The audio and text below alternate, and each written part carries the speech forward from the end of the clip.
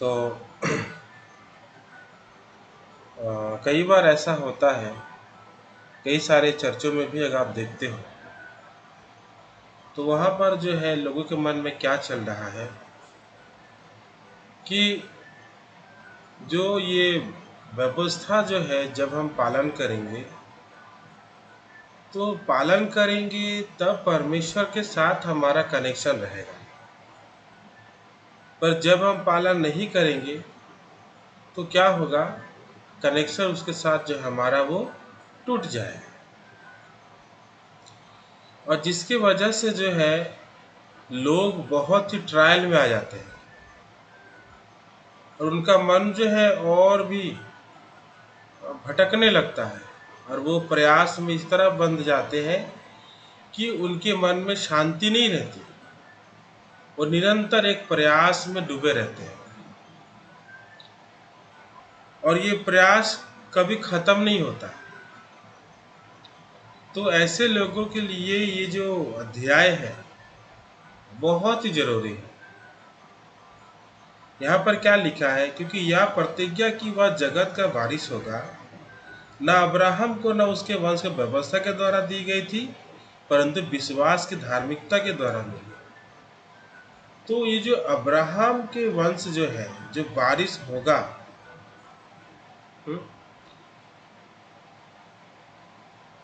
जो उसको जो परमेश्वर ने कहा कि तेरा वंश बढ़ेगा, तो क्या उस समय व्यवस्था था? नहीं था, क्योंकि उस समय अब्राहम जो है विश्वास से आगे आया था। और परमेश्वर क्या चाहे, वो विश्वास ही मांग रहा है वो, और दूसरा कुछ नहीं मांग रहा।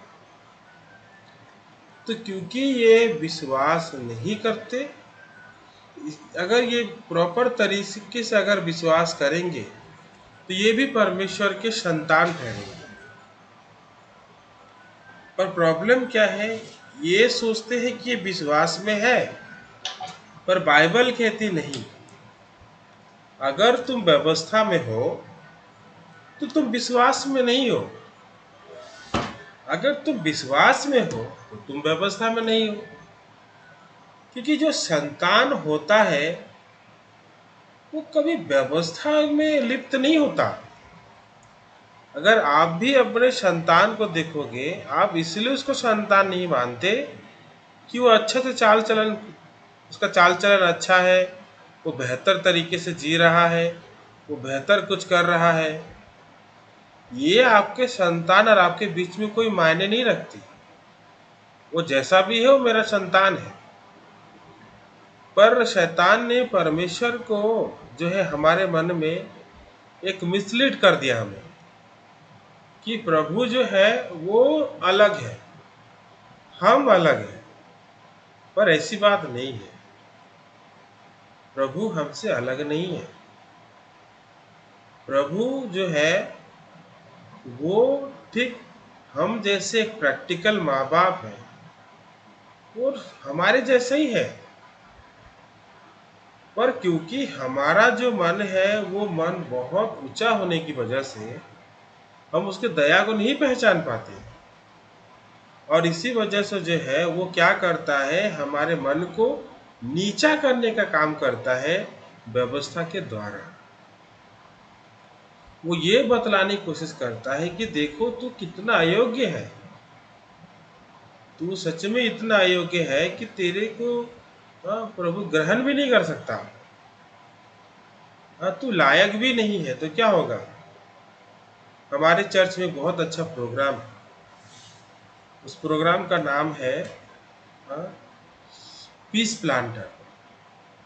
तो ये पीस प्लांटर में हम लोग क्या करते हैं, जो लड़के जो बच्चे बिगड़े होते हैं, जो माँ बाप का आदर नहीं करते, जो सोसाइटी में ठीक से रह नहीं पाते, जो दिन रात समस्या कर रहे हैं, ये नशा कर रहे हैं या फिर कुछ ना कुछ कर रहे हैं जो परिवार को बहुत समस्या ला रही है, तो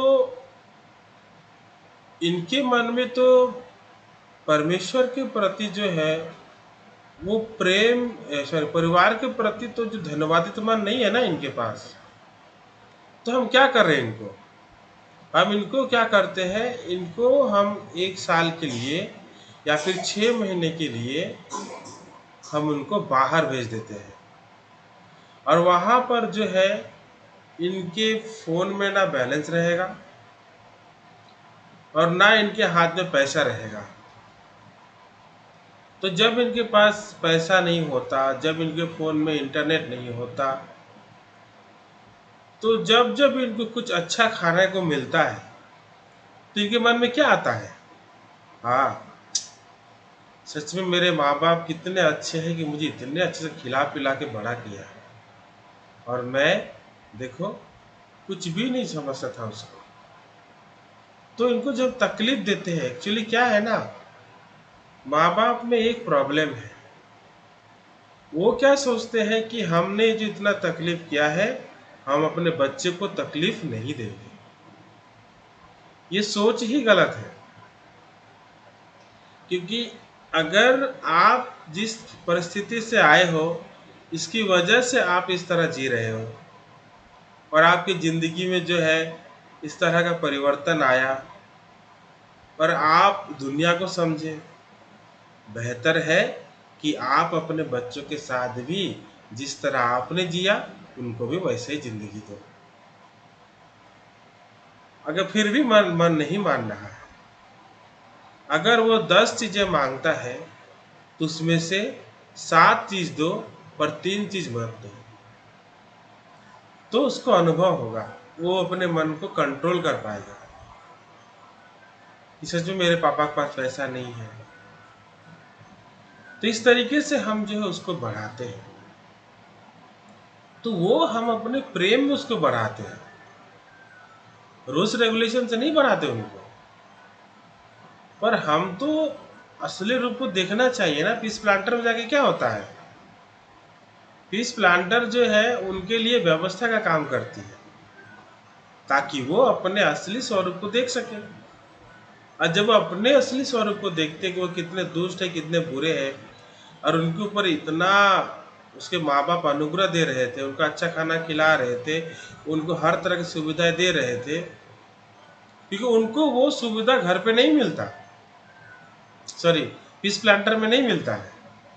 तो ऑटोमेटिकली उनका मन क्या होता है, अनुग्रह से भर जाता है, और वो बदल जाते हैं। तो प्रभु ने इसी वजह से व्यवस्था दिया कि देखो तुम्हारा असली स्वरूप क्या है। हम जितना अपने स्वरूप को पहचानेंगे, उतना ही हम परमेश्वर के अनुग्रह को पहचानेंगे। पर जब हम अपने स्वरूप को नहीं पहचानते, तब हम परमेश्वर के अनुग्रह को भी नहीं जानते। तो परमेश्वर क्या करने की कोशिश कर रहा है, वो हमें अपने स्वरूप को दिखाने की कोशिश कर रहा है। एक्चुअली उसने जैसे अब्राहम को बुलाया, वैसे ही हमको भी बुलाया है। पर प्रॉब्लम क्या है, हम विश्वास को नहीं जानते कि किस तरह का व्यक्ति विश्वास कर सकता है। अब्राहम जब वो बिरसबा को छोड़ करके कहीं और चला गया, तो वहाँ पर जो है वो क्या बोला कि ये मेरी बहन है, ये मेरी वाइफ नहीं है। तो क्या हुआ, परमेश्वर जो है ना, अब्राहम को नहीं डांटा, परमेश्वर जाके उस राजा को डांटा कि तूने, हाँ, वो भविष्यवक्ता है, अगर उसका पत्नी को तू छुएगा ना, तेरा मैं हालत खराब कर दूंगा मैं। वो भविष्यवक्ता है, समझ में आया। तो एक्चुअली दोष किसका था, दोष एक्चुअली अब्राहम का था। और वो किसको डांटा, वो राजा को। तो प्रभु जब ये अब्राहम देखा, तो उसके मन में क्या आया, अरे मैं परमेश्वर के प्रति अविश्वास योग्य हूँ, पर परमेश्वर हमेशा मेरे लिए विश्वास योग्य है। तू अपने स्वरूप को देख सका। और उसने क्या किया? उसने यहोवा का नाम लिया। उसने अपने गलती को नहीं बोला, वो अपने यहोवा का नाम ले की। और उसने क्या किया? होम बलि चढ़ाया। मतलब परमेश्वर के सामने वो राख बन गया कि प्रभु सच में तू है, तू मेरे साथ है, तू मेरे प्रति कभी बदलता नहीं है। सच्ची मैं एक राख हूं। तू अपने आप को राख बनाए परमेश्वर के साथ। पर लोग जो है ना, वो राख बनना नहीं चाहते। वो कुछ करके दिखाना चाहते हैं। पर ये व्यवस्था जो है मनुष्य को राख बनाने का ही काम करने की कोशिश कर रहा है। You are how much useless. तुम कितने अयोग्य हो। तुम तो परमेश्वर के योग्य हो ही नहीं। पर प्रभु ने तुम पर दया किया है, उसने तुमको अनुग्रह दिया है। तो इस तरह से हम देख सकते हैं परमेश्वर के वचन को। आगे क्या कहता है? क्योंकि व्यवस्था वाले बारिश है तो विश्वास व्यर्थ और प्रतिज्ञा निष्फल ठहरी।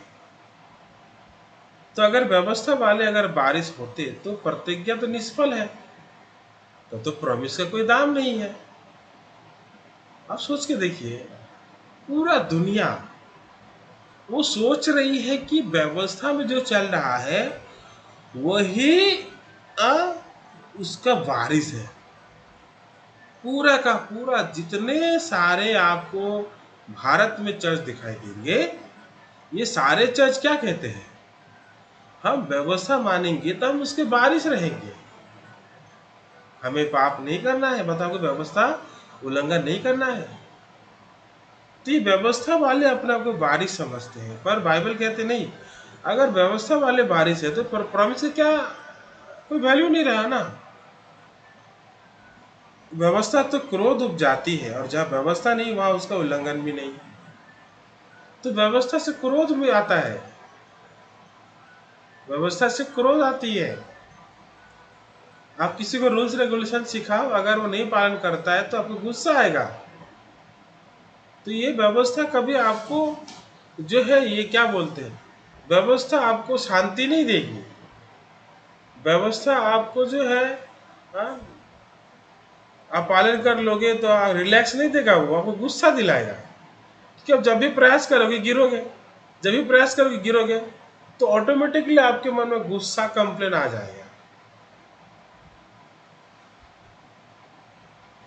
फिर आगे क्या लिखता है? इस कारण प्रतिज्ञा विश्वास पर आधारित है कि अनुग्रह की रीति पर हो, कि वह उसके सब वंशजों के लिए दृढ़ हो, न केवल उसके लिए जो व्यवस्था वाला है, वरन उनके लिए भी जो अब्राहम के समान विश्वास वाले हैं। वही तो हम सबका पिता है। जैसा लिखा है, मैंने तुझे बहुत सी जातियों के पिता ठहराया।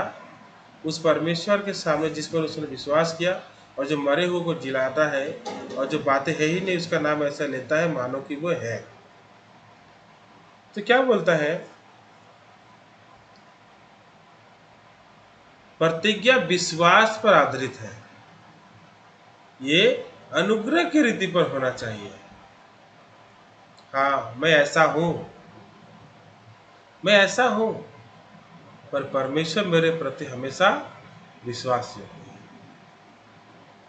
मैं ऐसा हूं।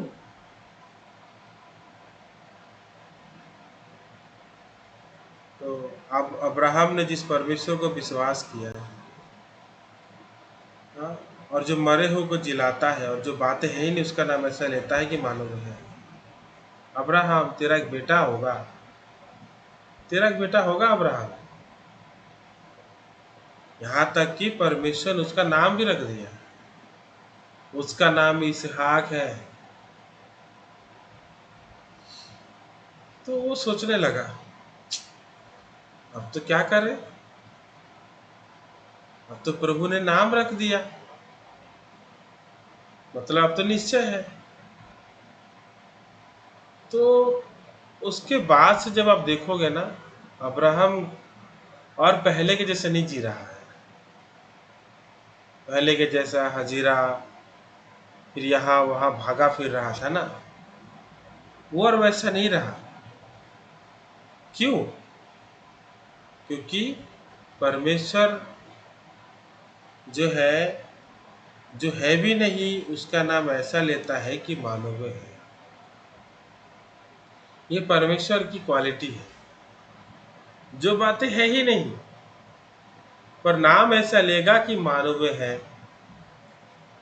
जब हम खुद को देखेंगे, हम धर्मी है ही नहीं, पर परमेश्वर क्या कहता है? तू धर्मी है, मतलब है। हम चाहे हमें वो दिखाई नहीं दे, अगर परमेश्वर ने कहा तो वो है। पर कब तक वो तकलीफ में रहा? जब तक वो जो है वो अपने सोच में जीता रहा। प्रभु जो है वो करेक्ट टाइम का इंतजार कर रहा है। एक्चुअली जो यहाँ पर लिखा है 19 में, वह 100 वर्ष का था, अपने मरी हुई सी शरीर और सारा के गर्भ की मरी हुई किसी दशा जानकर भी विश्वास में निर्बल ना हुआ, और न अविश्वासी होकर परमेश्वर की प्रतिज्ञा पर संदेह किया, पर विश्वास से दृढ़ होकर परमेश्वर की महिमा की। तो एक्चुअली जब परमेश्वर ने कहा कि तेरा बेटा का नाम इसहाक होगा, उस समय उसका उम्र क्या था? अगर आप देखोगे ना उत्पत्ति की किताब में चैप्टर 17 में क्या लिखा है,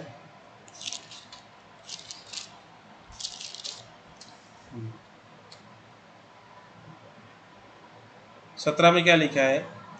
तब अब्राहम मुंह के बल गिर पड़ा और हंसा, और मन ही मन कहने लगा, क्या 100 वर्ष के पुरुष के भी संतान होगी? और क्या सारा जो 90 वर्ष की पुत्र जनेगी? 19, तब परमेश्वर ने कहा, निश्चय तेरी पत्नी सारा के तुझसे एक पुत्र उत्पन्न होगा, और तू उसका नाम इसहाक रखना, और मैं उसके साथ ऐसी वाचा बांधूंगा जो उसके पश्चात उसके वंश के लिए युग युग की वाचा होगी। तो जब अब्राहम देख रहा था कि उम्र तो ऑलरेडी सारा का इतना हो गया है कि अब उसका जो मासिक धर्म वो खत्म हो गया है, तो अब इस वक्त में बच्चा का जन्म होना ये तो असंभव है। तब क्या बोला प्रभु? इस्माइल तेरे दृष्टि बना रहे। उसके मन में हंसी आया, तो उसने प्रकट किया अपने आप को। प्रभु क्या बोला? नहीं, निश्चय जान, मतलब तू कंफर्म हो जा, सारा का तुझसे एक पुत्र उत्पन्न होगा, तू उसका नाम इसहाक रखना, उसका नाम आइजक रखना। तो अब प्रभु ने जो है पूरा क्या कर दिया? नाम भी रख दिया। जैसे नाम रख दिया, अब अब्राहम चुप। अब फिर परमेश्वर गए सारा के पास, तेरा पुत्र होगा अगले बसंत ऋतु में। तो सारा भी क्या बोलती है 18 के 11 में, अब्राहम और सारा दोनों बहुत बूढ़े थे और सारा का मासिक धर्म बंद हो गया था, इसलिए सारा मन में हंसकर कहने लगी, मैं तो बूढ़ी हूं और मेरा पति भी बूढ़ा है, तो क्या मुझे यह सुख होगा? तब पर यहोवा ने अब्राहम से कहा, सारा यह कहकर क्यों हंसी किया कि जो क्या मेरे जो इतनी बूढ़ी हो गई हूँ सचमुच एक पुत्र उत्पन्न होगा? क्या यहोवा के लिए कोई काम कठिन है? यहोवा के लिए कोई काम कठिन नहीं है। तो सारा को भी हंसी आया। क्यों? शरीर है ना, हमारा शरीर ही ऐसा है। जब भी हम परमेश्वर की प्रतिज्ञा को सुनते हैं ना, हमको हंसी आती है, हाँ कि नहीं? ऐसा हो सकता है क्या? इस उम्र में बच्चा? अरे बूढ़ा हो गए हम लोग, अभी हम लोग बूढ़ा हो गए। जब समय था तब तो होने का कोई चांस था, पर अभी होगा। मेरा तो मासिक धर्म भी बंद हो गया है इस टाइम में बच्चा। और क्या बोला, क्या यहोवा के लिए कोई काम कठिन है? तो जब हम बाइबल पढ़ते हैं, बाइबल क्या कहती है? धर्मी, ये सुनते हैं ना, यीशु के लहू के कारण हम धर्मी ठहरे। धर्मी कैसे धर्मी? हमारे पास कोई ऐसा कंडीशन है? तो हम हमेशा कंडीशन ढूंढते फिरते रहते हैं। तो सारा जो है ना, इतने सालों से, मतलब 65 सालों से लेकर के 25, लगभग 25 सालों से वो क्या सोच रही थी पता है आपको? अभी मेरा मासिक धर्म चल रहा है, अभी I can bear the baby, मैं अभी बच्चा जन्म दे सकती हूँ। पर उस टाइम में कुछ हो ही नहीं रहा है। तो धीरे धीरे क्या हो गया, वो टाइम ही चला गया उसका। तो उसका जो शरीर के प्रति भरोसा, वो तो पूरा ही गायब हो गया है ना। अब वो क्या करेगी? तो प्रभु क्या करता है, वो हमारे शरीर के प्रति जो भरोसा है ना, उसको वो खत्म करने का काम करता है। और यही वजह है लोग क्यों बार बार पाप में गिरते हैं। क्योंकि प्रभु चाहता है कि कोई भी इंसान जो है वो अपने शरीर के भरोसे ना जिए। क्योंकि जब उसके शरीर में कोई भी कंडीशन होगा ना, अगर वो अच्छे से जीने लगे, वो एकदम व्यवस्था अच्छी तरह से पालन करने लगे, तो ऑटोमेटिकली परमेश्वर के सामने वो घमंड करने लगेगा। प्रभु हालांकि अनुग्रह से उसको धर्मी ठहराया है, पर उसके मन में क्या आएगा, अरे ऐसे ऐसे थोड़ी ना धर्मी ठहरे, हमने भी तो कुछ किया है ना, अरे हमने भी तो कुछ है। जैसे अगर सारा का मासिक धर्म रहते, अगर परमेश्वर उसको इसहाक दे देता, क्या बोलता, ऐसे ऐसे थोड़ी ना जन्मा है ये, अरे मेरा भी तो टाइम चल रहा था ना, देयर वाज कंडीशन। परंतु प्रभु अपने काम में कोई भी कंडीशन रखना नहीं चाहता, ताकि पूरा का पूरा अगर हम श्रेय दे, ग्लोरी दे, तो एकमात्र उसको दे। इसी वजह से जो है, अब सारा और अब्राहम भी नहीं कह सकते कि ये हमारे कंडीशन से जन्मा। तो क्या बोलेंगे, ये परमेश्वर के द्वारा जन्मा। हम में तो कोई खासियत ही नहीं थी, यहाँ तक कि हमारा तो मासिक धर्म भी बंद हो चुका था। तो हम कैसे कहें ये हमारा बच्चा है,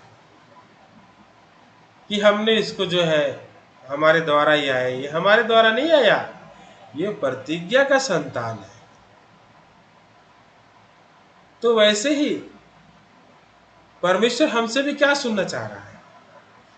ऐसा नहीं कि हम कोई महान काम किए बोल के हम धर्मी हैं।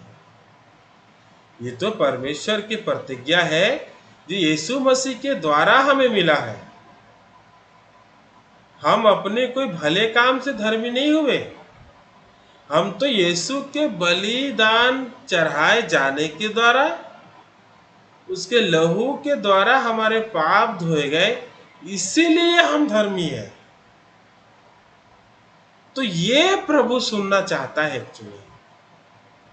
जैसे अब्राहम और सारा भी कहने लगे कि ये जो इसहाक है, ये हमारे ओर से नहीं जन्म लिया है, परमेश्वर की प्रतिज्ञा से इसका जन्म हुआ है। तो वो जो 100 साल का था, वो जब परमेश्वर ने कहा ना कि इसहाक ही तेरा बेटा का नाम इसहाक होगा। तो क्या हुआ उसके मन में, और निश्चय जाना कि जिस बात की परमेश्वर ने प्रतिज्ञा की है वह उसे पूरा करने में भी सामर्थ है। तो वो कंफर्म हो गया कि प्रभु जो प्रतिज्ञा किया उसको पूरा करेगा ही करेगा वो, क्योंकि he has kept the name. अब डाउट करके भी कोई फायदा नहीं है। तो हमें क्या जानना चाहिए, परमेश्वर जो हमें धर्मी किया है, तो वो जो धर्मी किया है तो हमारे जिंदगी को प्योर रखने का दायित्व भी परमेश्वर ही करेगा। पर जब हम उसके प्रतिज्ञा पे भरोसा नहीं करते तो हम खुद से अपने आप को प्योर बनाने की प्रोसेस में लगा देते हैं। और जब हम अपने आप को प्योर बनाने की प्रतिज्ञा में लगा देते हैं तो इससे क्या होता है, विश्वास बढ़ती है, उल्टा हम फंस जाते हैं। और इससे क्या होता है, इस्माइल पैदा हो जाता है। और जब इस्माइल पैदा होता है तो बहुत खुशी में था अब्राहम, नहीं था, हमेशा पत्नी में लड़ाई। अरे तुम क्या कर दिया, देखो अभी ये मेरी दासी भी मुझे डिस्पाइस कर रही है, मुझे ये तुच्छ जानती है। तो हमेशा शिकायत के अलावा कुछ भी नसीब नहीं हुआ उसको। वो बेचारा परेशान हो गया कि जाए तो जाए कहाँ, वो हजरा की तरफ खड़ा होएगा या फिर वो सारा की ओर खड़ा होएगा। क्योंकि अब हजरा की ओर खड़ा नहीं होगा तो कैसे चलेगा, इस्माइल उसके द्वारा पैदा हुआ, वो भी उसी का बीज है, उसी का वंश है। और सारा को भी फेंक नहीं सकता, सारा तो उसका असली पत्नी है। तो बीच फंस गया वो। जब भी हम अविश्वास के बीज बोते हैं, अर्थात जब हम अविश्वास, परमेश्वर की प्रतिज्ञा पे विश्वास नहीं करते और हम व्यवस्था के द्वारा खुद को धर्मी ठहराने की कोशिश करते हैं, तो हमारा हालत भी सेम हो जाता है। हम भी जो है बीच में चले आते हैं। एक्चुअली बीच में कोई जगह है ही नहीं, या तो शरीर या तो आत्मा, या तो सोच या तो वचन। पर बहुत सारे लोग अभी भी जो है बीच में जी रहे हैं, बीच में। पर प्रभु कह रहा है या तो तू ठंडा हो जा या तो तू गर्म हो जा। अब दोनों नाव में पांव रख के नहीं चल सकते। या तो तू व्यवस्था में है या तो तू विश्वास में है।